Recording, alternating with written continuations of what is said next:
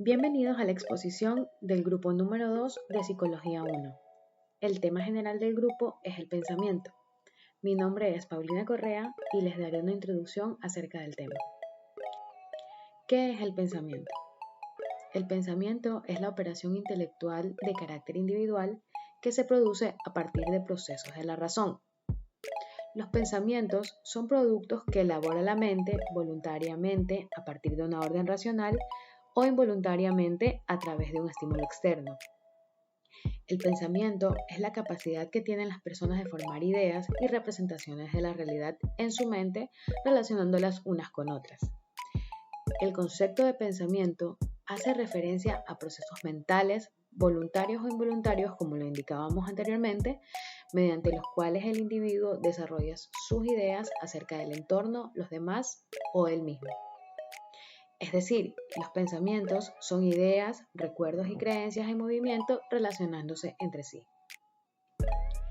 El pensamiento es una actividad mental que requiere esfuerzo y los pensamientos suelen aparecer cuando la persona se enfrenta a algún problema. Podríamos también definirlo como la capacidad de anticipar las consecuencias de la conducta sin realizarla. El pensamiento se puede presentar en distintos modos, según el tipo de operación mental que requiere la actividad. Tipos de pensamiento: pensamiento inductivo, pensamiento deductivo, pensamiento interrogativo, pensamiento creativo, pensamiento analítico y pensamiento crítico. El pensamiento inductivo es aquel proceso en el que se razona partiendo de lo particular para llegar a lo general. Es decir, si algo es cierto en algunas ocasiones, lo será en otras también. Como ejemplo, tenemos dos premisas.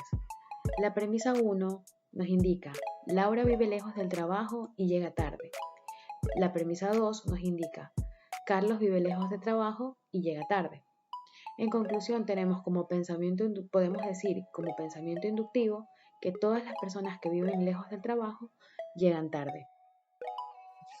Pensamiento deductivo es un proceso mental cuyo desarrollo es consecuencia directa de un método lógico en que las ideas son organizadas y estructuradas desde lo universal a lo particular. Antes de llegar a una conclusión final, consta de las siguientes fases. Argumentación. Todo comienza con una idea que da cavidad a la justificación, es decir, afirmar su validad o no. Formulación premisas. En este punto se plantean las diferentes proposiciones desde las generales a las particulares que llevarán a la conclusión final. Conclusión. Una vez evaluadas las premisas, se designa la última como la conclusión del argumento. Ejemplo. Todos los gatos tienen 4 patas. Michi es un gato. Michi tiene 4 patas. Aquí se aprecia que la conclusión es Michi tiene 4 patas. Resulta de las premisas original, la cual cumple la característica del ser universal. Todos los gatos tienen 4 patas. El pensamiento interrogativo es una de las principales maneras de utilizar la mente, por lo que tiene como funcionalidad crear preguntas que permitan comprender y entender cómo funciona el mundo o cuál es la mejor forma de resolver un problema. Por lo tanto, es un procedimiento mental en que se encarga de desarrollar preguntas para realizar el análisis de una determinada cuestión. Las interrogativas más comunes que hacemos son ¿por qué?, ¿cómo?, ¿dónde?, ¿cuándo? ¿Y quién es? La primera no. ¿Por qué cambiaste de colegio? ¿Cómo te llamas? ¿Dónde vives? ¿Cuándo cumples años? ¿Quién es tu mejor amigo? Entonces, podemos decir que este pensamiento parte de una pregunta para de esta manera tratar de buscar las respuestas a las mismas, ya sea dentro de nuestra propia mente o mediante la búsqueda externa a la mente, ya que sea estudiando o simplemente preguntando. Pensamiento creativo. Pensar creativamente es la capacidad para idear algo nuevo relacionado con algo conocido de forma innovadora o apartarse de esquemas de pensamiento o conductas habituales. Usar la razón y la pasión como emociones, sentimientos, intuiciones, fantasías, etc., para ver la realidad desde perspectivas diferentes que permitan inventar, crear y emprender con originalidad. Esto permite cuestionar hábitos, abandonar inercias y abordar la realidad de formas novedosas. Pensar y actuar creativamente en la vida cotidiana es aprender a expresar ideas, costumbres, maneras para hacer y hacer en la vida. Una persona requiere de creatividad para pensar distinto sobre sí misma. Fases del proceso creativo. Todo proceso creativo transcurre en 4 etapas bien diferentes, las cuales son preparación o investigación. Como su nombre mismo lo indica, es la etapa de preparatoria del proyecto, en la cual recauda la información de base respecto al asunto de interés y se adquiere de estado mental propicio y de ideas originales. Esto puede darse de manera veloz o paulativamente y equivale al sembrado de semillas de la creatividad. Segunda fase, incubación. Una vez recaudada la información necesaria y adquirirlo en el estado mental necesario, la creatividad continúa su marcha de una forma menos evidente. Vincula la inconsciencia y lo imperceptible en la apariencia, no se realiza ningún esfuerzo. Fase 3. Iluminación. El nombre mismo de esta etapa sugiere lo que eventualmente termina ocurriendo. Se produce un destello, una visión, una manifestación de la imaginación de la idea original fruto de las etapas anteriores y que se asocia con el nacimiento mismo de la idea. Fase 4. Verificación. En esta etapa se produce el retorno a la labor consciente, ahora bajo los paradigmas de una nueva idea que se tiene y que se requerirá de esfuerzo consciente para materializarla. Ejemplo del pensamiento creativo. Por ejemplo, tenemos las obras de arte y representaciones estéticas, pinturas, relatos, poemas, canciones, danzas, piezas teatrales, etc. Segundo, las recetas originales como gastronomía de fabricación de ingredientes de labor o materiales. Tercero, las soluciones científicas, teoremas matemáticos, ideas revolucionarias y perfecciones innovadoras, etc. Cuarto, las fantasías, los sueños e incluso los juegos infantiles.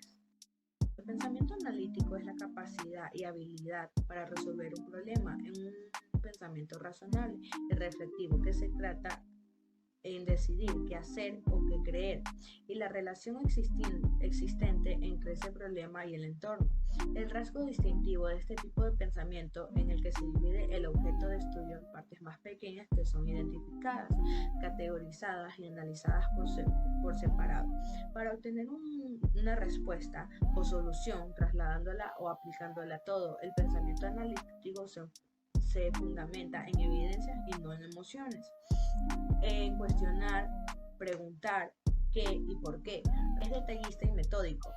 Desarrolla la habilidad de investigar y organizar los pensamientos de precisión y claridad. Descompone las partes de un problema para entender su estructura y cómo se interrelaciona, pudiendo identificar lo relevante de lo irrelevante. 3 particularidades del pensamiento analítico. Es analítico, disgrega las partes de un todo para analizar el significado de cada una de ellas, interesándose más por los elementos que por las relaciones. Segundo, el secuencial. Sigue pasos en secuencia para análisis, estudia linealmente sin saltos ni alteraciones cada una de las partes y las va incrementando hasta llegar a la solución. Tercero, es resolutivo. Es todo momento está enfocado en la búsqueda de una solución, ya que sea para resolver un problema o para tomar una decisión. Ejemplos del pensamiento analítico. Primero, solucionar el problema de impuntualidad de un niño que siempre se retrasa al ir a la escuela. 2. Preguntarse la causa de que el niño no llegue a su hora. El pensamiento crítico es aquella habilidad que nosotros demostramos a través de nuestra vida personal como profesional. Esto nos permite una toma de decisiones adecuadas, certeras. Una de las mejores ayudas que eleva el pensamiento crítico personal es la lectura. Debido a esto que a través de ella se activan y se acumulan informaciones necesarias que estudian las realidades distintas a las habituales, lo que genera una activación en el proceso de la toma de decisiones. las ciencias que estudian el pensamiento. Aunque todas las ciencias que se componen están relacionadas y existen a partir del pensamiento, hay algunas que se dedican exclusivamente a estudiarlo, como es la lógica. La lógica es tanto ciencia formal, se dedica exclusivamente a la formalización de leyes que rigen el pensamiento lógico, el pensamiento humano, como es en el instinto en el que actúan los animales, pero también las personas. En algunos de los casos es considerado un pensamiento, o sea, de no ser consumado de forma lógica, sino sin pensarlo. Si bien se sabe que el ser humano es el único que posee la capacidad de razonar, no es el único que puede,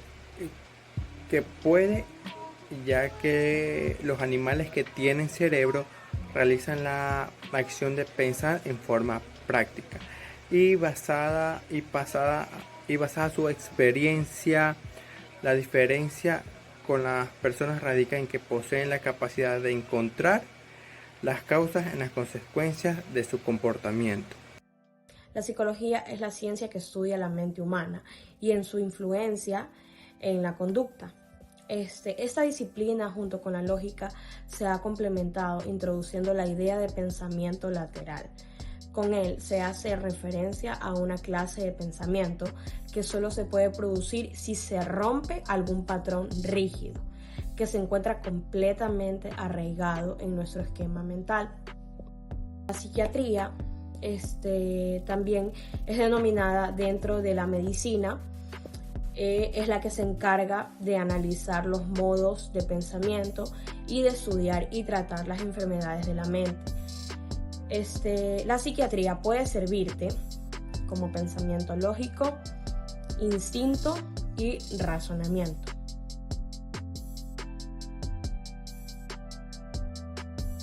Ahora les explicaré la relación que existe entre el pensamiento y el lenguaje.